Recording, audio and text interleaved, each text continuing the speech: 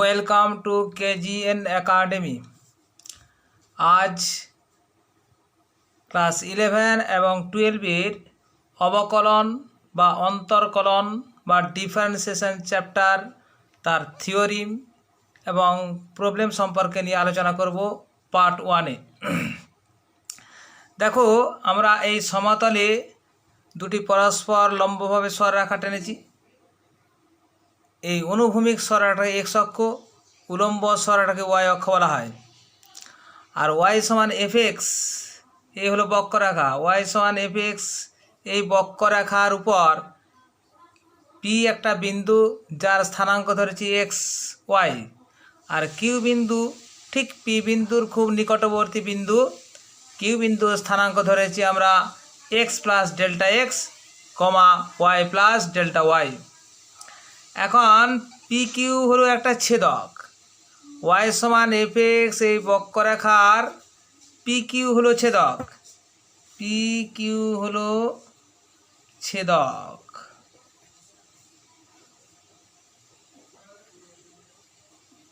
P এবং Q বিন্দু খুব প্রতিবেশী বিন্দু, পাশাপাশি বিন্দু।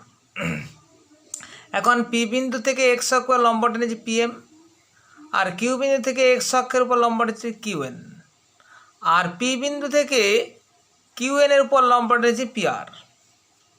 তাহলে দেখো, পি বিন্দু স্থানাঙ্ক এক্স ওয়াই ধরেছি, কিউ বিন্দু স্থানাঙ্ক X plus delta X Y plus delta Y, এটা ধরে নেওয়া হয়েছে।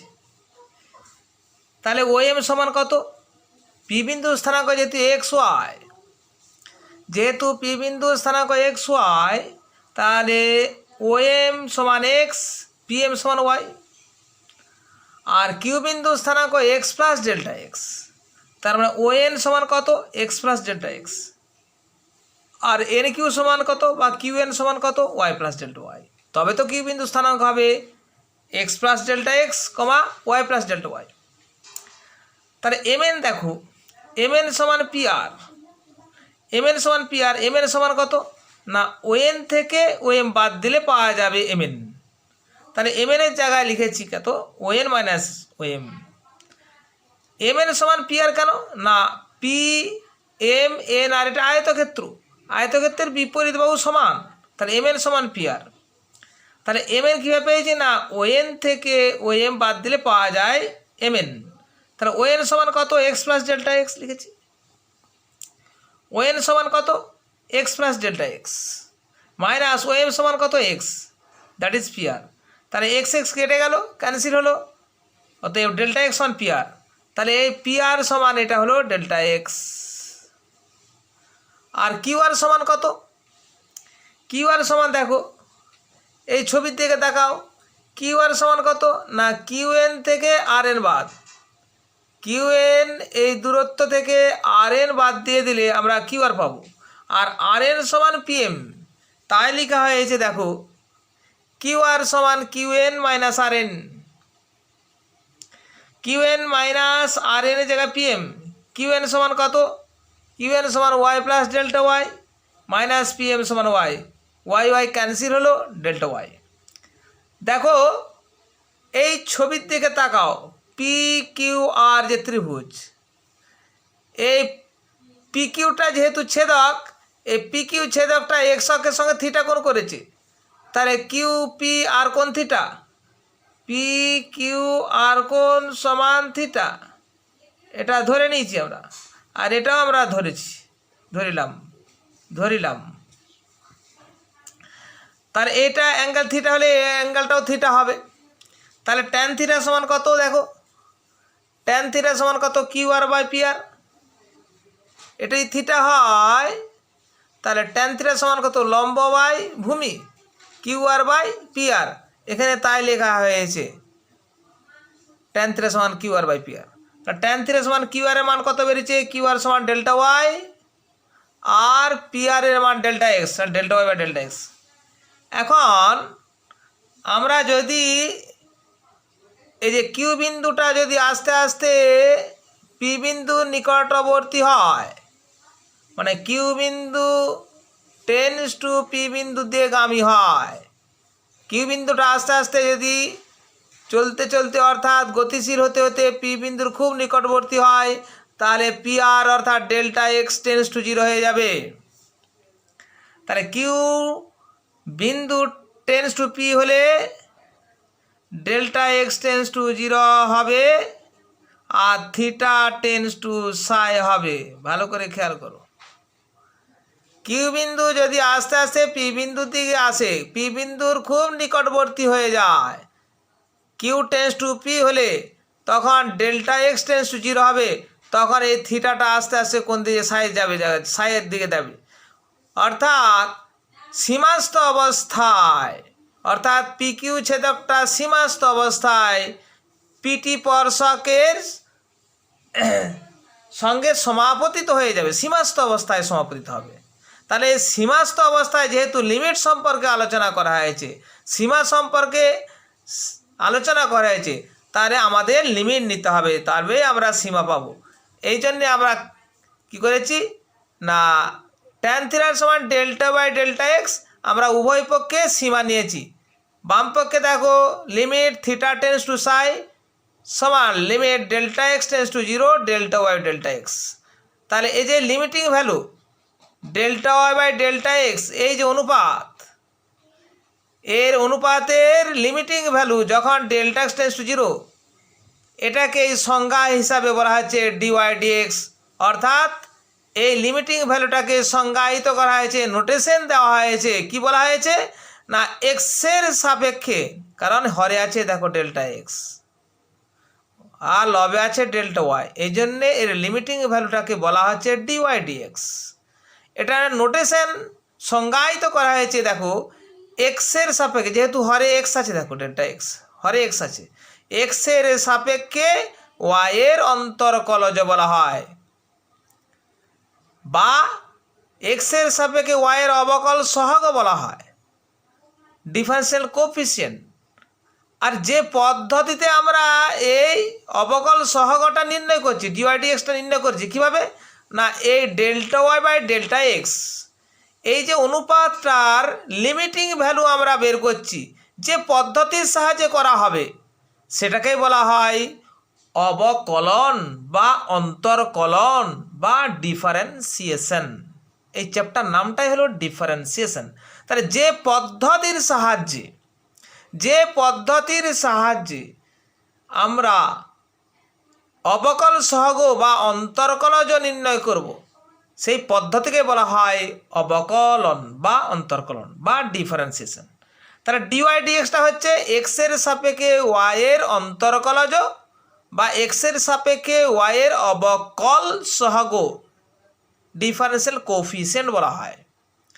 তাহলে এটা limit theta tense to Sai tan theta, আমরা থিটা জায়গায় সাই বসে, অর্থাৎ ট্যান সাই সমান ডিওয়াই ডিএক্স। তাহলে এক্সের সাপেক্ষে দেখো হরে আছে ডিএক্স, এক্সের সাপেক্ষে এই ওয়াইয়ের অন্তরকলজটা হলো ট্যান সাই। ট্যান সাই মানে কি, কোনো একটা সরলরেখা এক্স অক্ষের ধনাত্মক দিকের সঙ্গে যে কোণ করে তার ট্যানজেন্টকে বলা হয় নতি, দ্যাট ইজ ইকাল টু নতি। কার নতি? এই যে আমরা delta X tends to zero করলাম লিমিটিং, এই যে কিউ বিন্দু টেন্স টু পি বিন্দু, কিউ বিন্দু আস্তে আস্তে যে পি বিন্দুর দিকে যায়, অর্থাৎ কিউ বিন্দু টেন্স টু পি বিন্দু, তখন ডেল্টা এক্স এই যে পি আর এই দূরত্বটা অতি ক্ষুদ্র থেকে ক্ষুদ্রতর হয়ে যাবে, তখন delta X tends to zero হয়ে যাবে। তখন এই থিটাটা, এই পি কিউ যে ছেদকটা, এই ছেদকটা সীমাস্থ অবস্থায় থিটা কোণ করবে না, তখন এই স্পর্শক হয়ে যাবে, অর্থাৎ পি বিন্দুতে পি কিউ ছেদকটা পিটির স্পর্শক হয়ে যাবে সীমাস্থ অবস্থায়। তখন এই স্পর্শক পিটিটা এক্সকে যে ধনাত্মক দিকের সঙ্গে সাই কোণ করেছে, তার ট্যানজেন্ট হলো ট্যান সাই, অর্থাৎ পিটিটা স্পর্শকের নতি। তাহলে ডিওয়াই ডিএক্সটা কি হলো, স্পর্শকের নতি। ওকে, ক্লিয়ার হয়েছে? তাহলে পরিষ্কার হলো যে কোনো একটা বক্ররেখায় একটা ছেদক ওই বক্ররেখাকে দুটো বিন্দুতে ছেদ করেছে। এখন একটা বিন্দু আস্তে আস্তে অপর বিন্দুতে গতিশীল হয়, সেটা এখান থেকেও কিউ বিন্দুটা হতে পারে বা এখানেও হতে পারে। তখন সীমাস্থ অবস্থা অর্থাৎ কিউ বিন্দু টেন্স টু পি বিন্দুর দিকে হলে তখন এই ডেল্টা এক্স টেন্স টু 0 হবে। তখন এই পিকিউ যে জ্যা বা ছেদকটা, এটা সীমাস্থ অবস্থায় আর ছেদক থাকবে না, সেটা পি বিন্দুতে স্পর্শক হয়ে যাবে। সেই স্পর্শকের নতিকেই বলা হয় ডিওয়াই ডিএক্স। আমরা সীমাস্থ অবস্থায় অর্থাৎ সীমা নিয়েছি, লিমিট নিয়েছি, উভয় পক্ষে এর লিমিটিং ভ্যালু পাওয়া যায়। এই লিমিটিং ভ্যালুটাকে সংজ্ঞায়িত করা হয়েছে এক্সের সাপেক্ষে ওয়াইয়ের অন্তরকলজ বা অবকল সহগ, দ্যাট ইজ সেটা কত টেনসাই। এই টেনসাই হলো স্পর্শকের নতি, সেটাই হলো এক্সের সাপেক্ষে ওয়াইয়ের অন্তরকলজ। তাহলে এর জ্যামিতিক তাৎপর্য কি? ওয়াই সমান এফ এক্স বক্ররেখা, ওয়াই সমান এফ এক্স বক্ররেখার পি বিন্দু অর্থাৎ এক্স কমা ওয়াই বিন্দুতে যে স্পর্শকের নতি টেনসাই, সেই স্পর্শকের নতিটাই হলো এক্সের সাপেক্ষে ওয়াইয়ের অন্তরকলজ বা অবকল সহগ। ক্লিয়ার? ওকে। আর যে পদ্ধতির সাহায্যে অবকল সহগ নির্ণয় করব সেটাই হলো তোমার ডিফারেন্সিয়েশন। এরপর আমরা পরের পার্টে যাচ্ছি। দেখো পরের পার্ট বলতে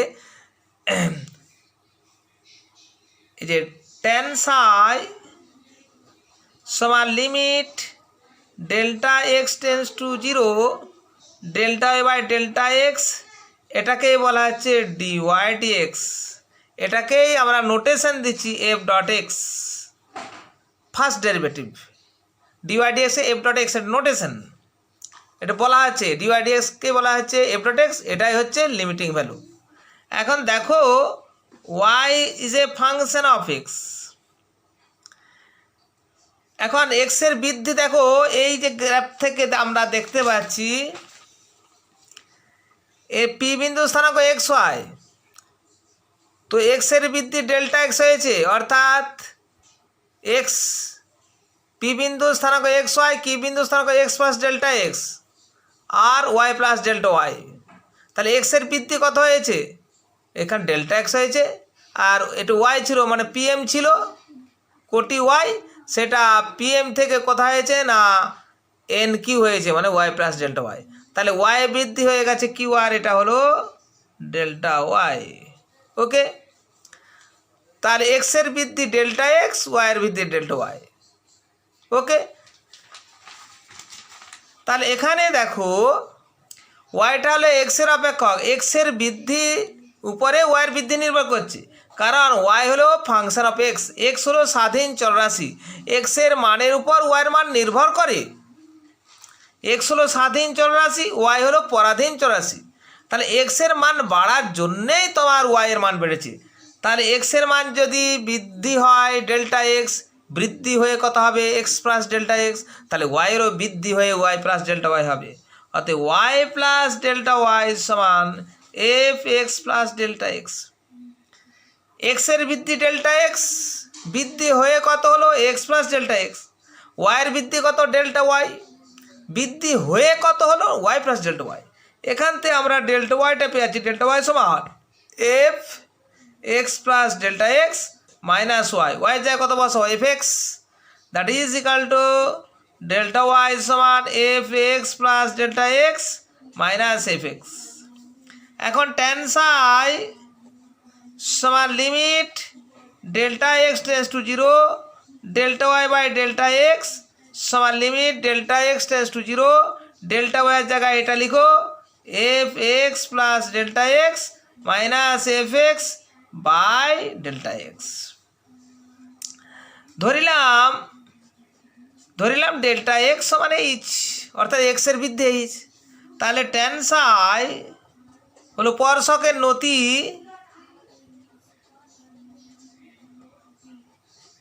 সেটাই হলো কত না limit H tends to 0 F x plus H minus F X by H. এটাই হলো ডিওয়াই ডিএক্স, এটাই হলো এফ ডট এক্স।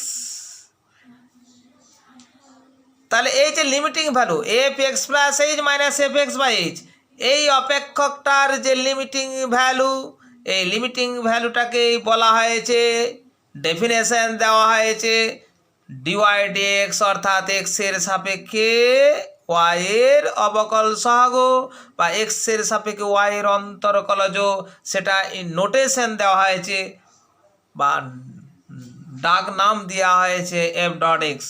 সেটা কি না স্পর্শকের নতি। তাহলে ডিওয়াই ডিএক্স হলো অ্যাকচুয়ালি কি স্পর্শকের নতি। ক্লিয়ার? এরপর আমরা কিছু থিওরি জানবো।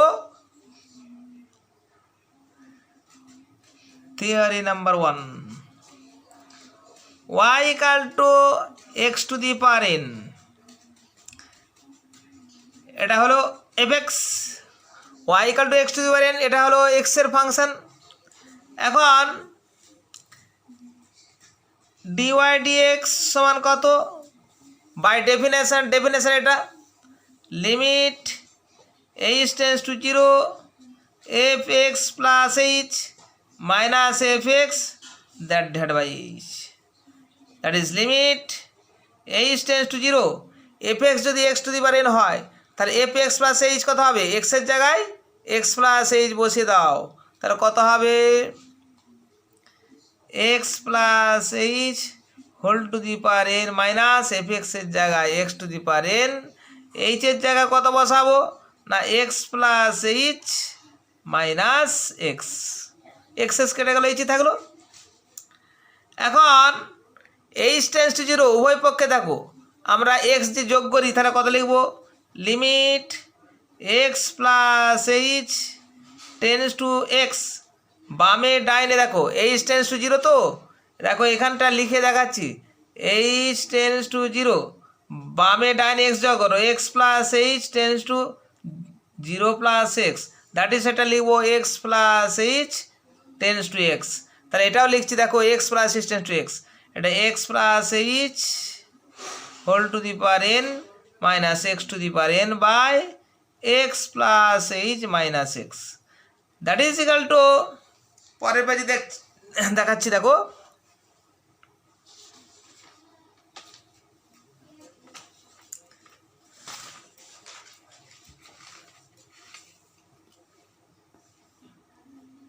Page 3, 11, 12,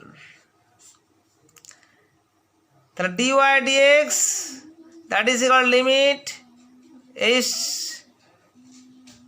x plus H, limit X plus H tends to X, X plus H whole to the power n minus X to the power n by X plus H minus X, that is limit X plus এইচকে Z ধরছি, তাহলে Z tends to X, এটা Z to the power n minus X to the power n বা এটা Z minus x. দেখো তোমাদের লিমিটের সূত্র আগে আলোচনা করেছি, এর সঙ্গে তুলনা করে দেখে নাও কী হবে। Limit X tends two A x to the power n minus A two the power n বা এক্স মাইনাস এ, এর লিমিটিং ভ্যালু তোমাদের দেখিয়েছি কত? nটা গুণ হবে এর পাওয়ার n মাইনাস 1 হবে। তাহলে দেখো এইটার সঙ্গে এটা তুলনা করো, এটা এক্স আছে, এখানে জেড আছে, এখানে এ আছে এক্স টেন্স টু এ, তাহলে এখানে জেড টেন্স টু এক্স আছে, এখানেও এক্স আছে, পাওয়ার n আছে, এখানে জেড মাইনাস এক্স, এখানে এক্স মাইনাস এ আছে, তাহলে এটার সঙ্গে এটা হুবহু একই অনুরূপ আকার আছে, এই আকারটা যা এই আকারটাও তাই, তাহলে এটা হবে কত? দেখো nটা গুণ হবে এক্সের পাওয়ার n মাইনাস 1 হবে। তার কি হলো? সূত্রটা হলো y equal to x to the power n হলে ডিওয়াই ডিএক্স কত হবে? nটা গুণ হলো এক্সের পাওয়ার 1 কমলো। যেমন একটা এক্সাম্পল দিচ্ছি, y সমান x to the power 5 n আবার 5, অতএব ডিওয়াই ডিএক্স ইকাল টু কত? 5টা গুণ হলো এক্সের পাওয়ার 5 মাইনাস 1 হলো, that is 5x to the power 4। Okay, clear হয়ে গেছে। এরপরের থিওরিম।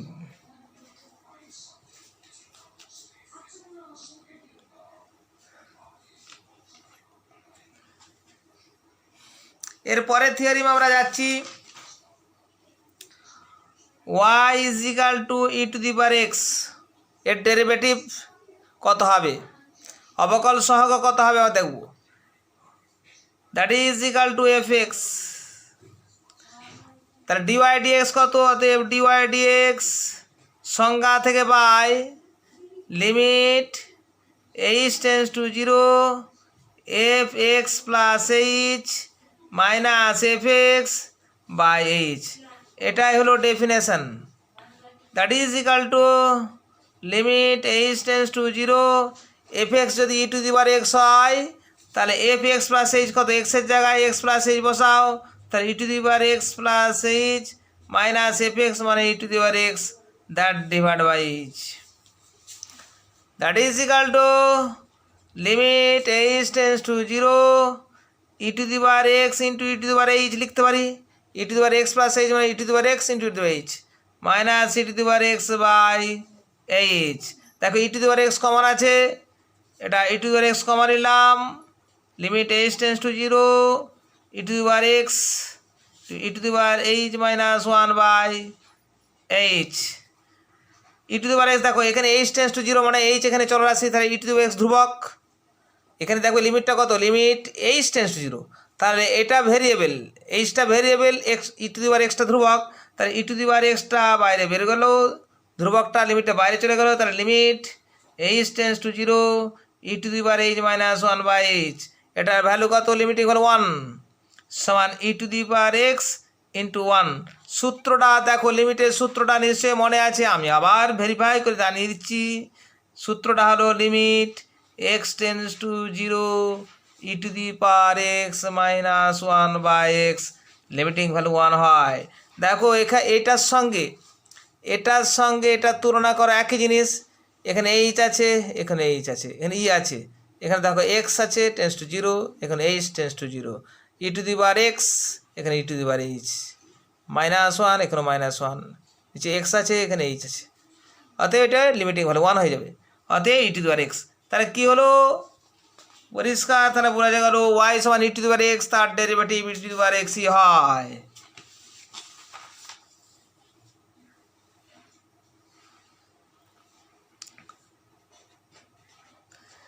তাহলে ওয়াই সমান E to the power X হলে D Y D X that is D D X, ওয়াইয়ের জায়গায় কত E to the power X, এর ডেরিভেটিভ হয় E to the power X.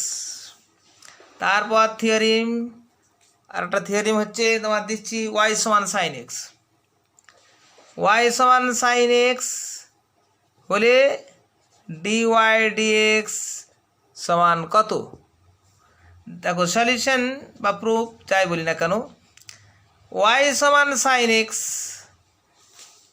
That is এর ফাংশন অফ এক্স, এক্সের অপেক্ষক, এক্স হলো স্বাধীন চলরাশি, ওয়াই হলো অধীন চলরাশি, তাহলে ডিওয়াই ডিএক্স এর ডেফিনেশন কি আমরা পেয়েছি যে limit H tends to zero f of x plus H minus F x that divide by H, that is equal to limit H tends to zero, দেখো সাইন এক্স সমান F x, তাহলে f x plus h কত, এক্সের জায়গায় x plus h বসাতে হবে, তাহলে sine x plus H minus F x মানে sine x that divide by H, that is equal to limit H tends to zero, দেখো sine c minus sine d, sine c মানে sine d ত্রিকোণমিতি সূত্র, two cos c plus d by two x plus h plus x by two into sine c minus d by two মানে x plus H minus x by two that divide by H, that is equal to limit H tends to zero cos two x plus H by two into এখানে কত x X কেটে গেল, তাহলে sine H by two that divide by H, এই টুটা দেখো এর নিচে নামিয়ে দেবো সমান limit H tends to zero cos two x plus H by two into sine h/2 by h/2। Okay, এই টুটা এইচের নিচে আমি দিয়েছি। তাহলে এটা একটা ফাংশান, এটা একটা ফাংশান। তাহলে লিমিটের যে মৌলিক উপপাদ্য সেখান থেকে আমরা পেয়ে যাব আমরা limit h/0 cos 2x plus h/2 into limit h/0 sin h/2 by h/2, that is equal to h/0 হয়, তাহলে h/2 টেন্স টু 0 হয়ে যাবে। এখানে এইচের জায়গায় 0 বসাও, cos 2x/2, আর এটা লিমিটিং হলো 1, কারণ সূত্র দিকে তাকিয়ে দেখো, এর সঙ্গে মিলিয়ে নাও, এই জন্য 1 হচ্ছে। লিমিট x/0 sin x/x, এর লিমিটিং ভ্যালু হলো 1। তাহলে এখানে sin h/2 আছে, হরেও h/2 আছে, h/2 টেন্স টু 0, তাহলে এটার লিমিটিং ভ্যালু কত? 1 হবে। এটার সঙ্গে মিলিয়ে দেখে নাও, এটা যদি 1 হয় সূত্র অনুযায়ী, এখানে x আছে, x আছে, x আছে, দ্যাট ইজ 1, তাহলে এখানে h/2 h/2 h/2 tends to 0, that is limiting value 1, that is cos x। Two কেটে গেল। তাহলে কি পেলাম? y সমান sin x হলে dy dx সমান কত? cos x। তাহলে সাইনের ডেরিভেটিভ আমরা পেয়ে গেলাম cos x। আজকে এখানে সমাপ্ত করছি। এর পরের পার্টে, অর্থাৎ এই ডিফারেন্সিয়েশনের পার্ট, পরের পার্ট 2 আমরা আরও থিওরি ও প্রবলেম নিয়ে আলোচনা করব। আজকে এখানেই সমাপ্ত করছি।